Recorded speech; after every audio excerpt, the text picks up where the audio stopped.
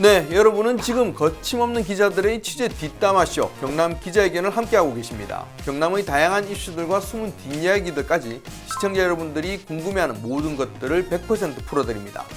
이슈 썰앤썰 첫 번째 이슈 먼저 화면부터 보시죠. 마산항 개발 사업의 일환으로 시작된 마산 해양신도시.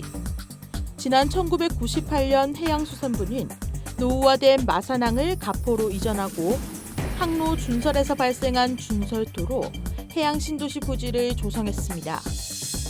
당초 큰 경제 효과를 누릴 수 있을 것이라는 기대와 달리 해양신도시는 빛 좋은 개살구였습니다.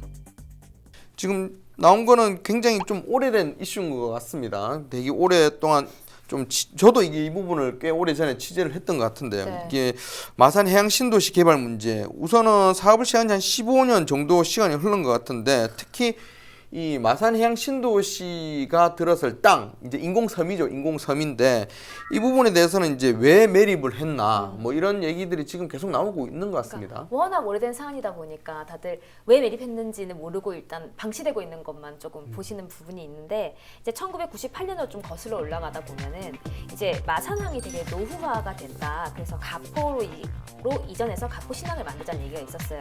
근데 뭐 가포 앞바다가 굉장히 좀 얕아서 거기에 있는 이제 흙들을 좀 파가지고 이제 좀 깊이를 만들고 그러면 그 흙들을 어떻게 할 것이냐?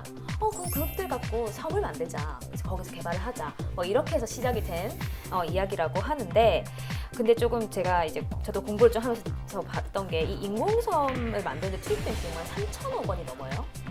네. 그리고 이 인공섬 사이즈가 거의 한 축구장 90여 개를 모아둔 사이즈라고 굉장히 넓거든요. 그런데 지금 방치가 되고 있고 그 방치가 된 이유가 이제 이 신도시를 개발할 만한 그 민간 투자자 공모를 했지만 계속 번번이 실패를 하게 되면서 결국은 이제 시민들은 결과적으로 봤을 때 10년이 넘게 그 섬은 그냥 허허벌판으로 방치가 되고 있는 모습만 보고 있는 거죠.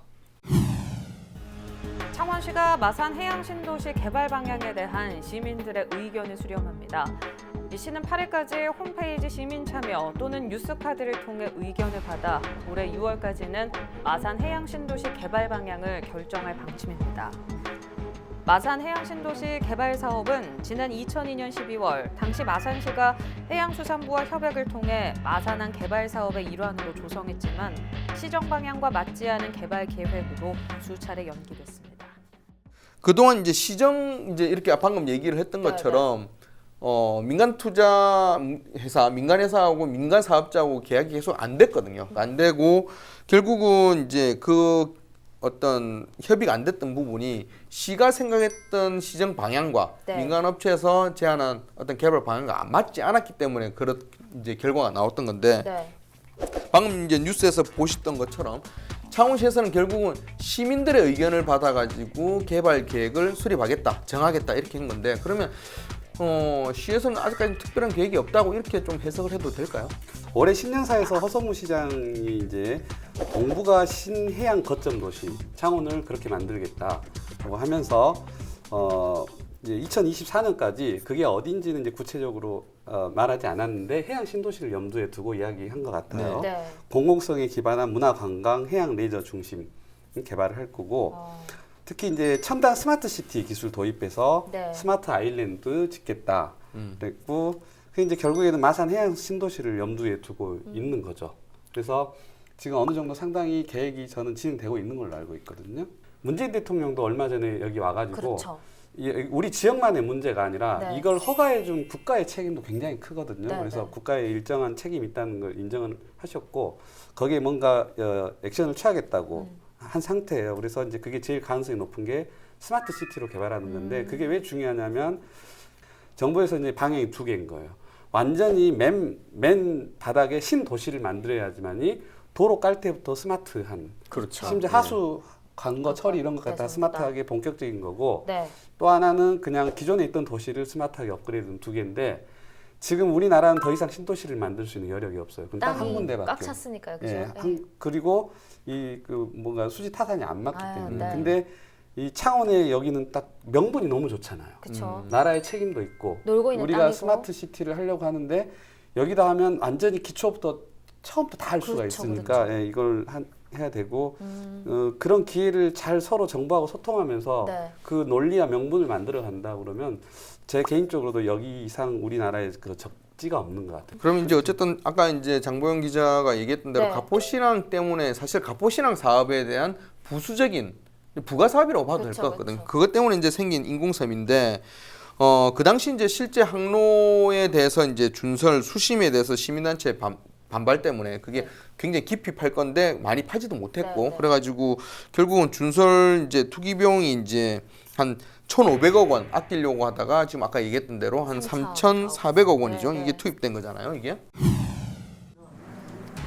지난 5개월간 진행된 마산해양신도시 공사비 검증단의 활동 결과가 발표됐습니다. 검증단은 26일 창원시청에서 기자회견을 열고 가포신항 계획 당시 예측 물동량보다 현재 총 화물량은 38%, 컨테이너 화물량은 6%로 산정에 오류가 있었다고 설명했습니다. 인공섬 공사비는 큰 오류는 없지만 식생 블록과 일부 조경 시설물 등이 과다 설치됐다고 밝혔습니다. 이와 함께 집안 침하로 연약 집안 개량 기간이 길어지면서 인공섬 준공 예정일도 계획된 내년 12월을 넘길 것으로 전망했습니다. 이게 가포신항이 그러면 운영이 잘 되고 있나 한번 짚어봐야 돼요. 왜냐하면 이것 때문에 부가 사업으로 만들어진 섬이잖아요. 잘 되고 있지 않은 것들을 많은 분들이 아실 거예요. 네. 지금 물동량이 적어도 일반 화물이 한 3,480톤 정도 돼야 된다고 알고 있는데 지난 2017년 기준으로 보면은 1,320톤. 그러니까 뭐 거의 3분의 1 수준에 그친다고 보면 되겠고요. 또 이 컨테이너 화물도 굉장히 좋지 않은 상황. 예측 대비해서 10%도 안 되는 상황이라고 해서 그 말인즉슨 원래 계획이었던 가포신항도 실패했다라고 볼 수밖에 그렇죠. 없는 상황인 거죠. 지금 컨테이너 화물이 뭐 10%가 아니라 최근에 3% 원래 계획했던 물동량이 그쵸. 3% 수준이라고 나왔고 컨테이너 화물은 이제 완전히 빗나간 거고 사실 가포신항에 컨테이너 화물은 없고 자동차가 지금 네. 전용으로 이게 이용을 하고 있는데 요즘 또 그쪽 자동차 경기도 안 좋고 해가지고 그쵸. 며칠 전에 저 거기 지나와서 봤는데 자동차는 몇 대 있는 거예요. 그냥 음. 텅 비어 있어요. 거의 그냥 역할을 못 하고 있다고 보면 됩니다. 마산 해양 신도시 이 논란 자체가 개발 네. 방향에 대해서는 이제 이주영 전 국회의원의 조금 역할이라고 해야 될까요? 이제 그런 논란에 좀 불을 지피기도 했던 걸로 기억을 하는데. 네, 맞습니다. 이게 이제 마산항 관광 타워, 또 해양 케이블카, 또 수변공원도 만들고 먹거리, 볼거리, 즐길거리를 다 할 수 있다. 뭐 이런 이야기들을 계속 해왔었는데 결국은 이 자체가 이제 시민단체들이 봤을 때 똑같이 무분별한 개발이다. 마산 왜 자꾸 이렇게 뒤집어 이렇게 생각을 하시는 거죠. 그러면 반발이 있어가지고 이제 제대로 되지 못한 상황인 거죠.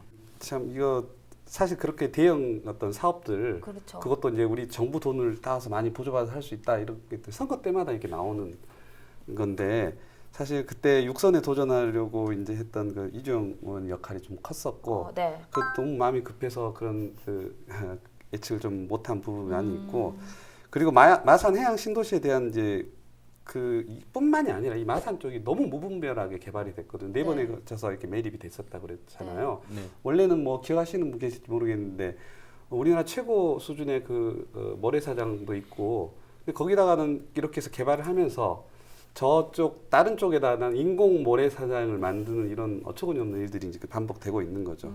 요번 이제 특히 이제 마산 지역이 오래된 굉장히 이슈다 보니까 네. 이번 총선 때도 관련해가지고 이 관련한 네, 맞아요. 공약들이 네. 꽤 나왔죠. 네네. 그 스마트 도시 얘기를 하는 와중에 우리 이제 이번에 당선된 최영도 의원이 네버랜드 만들겠다.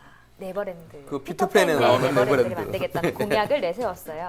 요즘 유행한 거 다 넣었습니다. 가상현실, 뭐 증강현실 있는 거, 그리고 이제 게임 테마파크, 또 수목원도 만들겠다. 뭐 이제 공공시설이 좀 들어가야 되니까요. 그러니까 어쨌든 간에 스포츠 공원 같은 것들을 이 해양 신도시에 만들어서 네버랜드를 좀 하겠다 이렇게 포부를 밝혔습니다. 저도 그거 봤어요, 공약. 네, 근데 네. 이제 일단 구체성이 너무 급하게 네. 좀 만든 느낌이 나고 사실 그 지자체 개발 사업이라고 하기엔 그 방금 청사진을 내놓은 것들이 너무 커서 맞죠. 그리고 로벌랜드 있잖아요. 그 랜드에 조금 랜드 대인 게 있잖아요. 있어요. 랜드에 좀 대인 게 있어. 지금. 지금 이제 제가 정책 만들면서 이 네. 그 창원 지역에 이제 좀 속된 말로 3대 똥덩어리라고 하는 사업들이 있습니다. 네. 그 중에 골치 아픈 그 세 개 중에 그렇죠. 하나가 예. 첫 번째가 마산 로봇랜드. 마산 로봇랜드는 진짜 그 로봇 산업을 육성하고 하는 그런 그렇죠. 테스트베드 역할을 예. 해야 되는 놀이동산이 돼버렸잖아요. 네. 그것도 제대로 그게 플래시 안 하고. 가장 골치 아픈 문제고 두 번째가 구형 아파트 미분양이 경상남도 전체에 미치는 집값에 미치는 영향이 너무 크기 때문에 네. 그게 안 돼요. 거기다 또 하나가 사건이 또 터졌어요. 엊그제 그 공원 일몰제. 아, 네. 네. 네, 민간 투자 우선 협약자를 하면서 우리가 가지고 있던 그 공원을 이제 유지를 하기 위해서 네, 네. 그 개인 자산가들을 민간 투자자들한테 그래 너희들이 우리 공원을 예쁘게 만들어주면 아파트를 조금 짓게 하고 네. 협약을 한 예, 거거든요. 아하. 예. 사화공원하고 대상공원 두 네, 군데를. 네.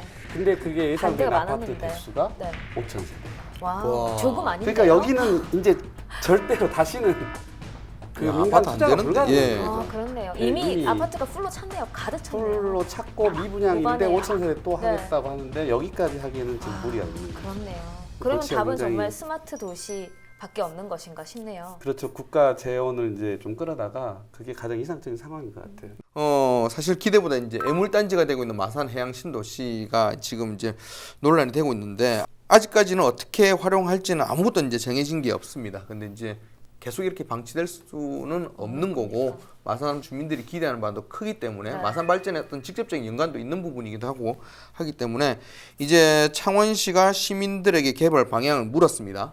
이제 시민들을 중심으로 답을 내는 부분 그건 이제 기대하고 있어야 될 것 같습니다. 네.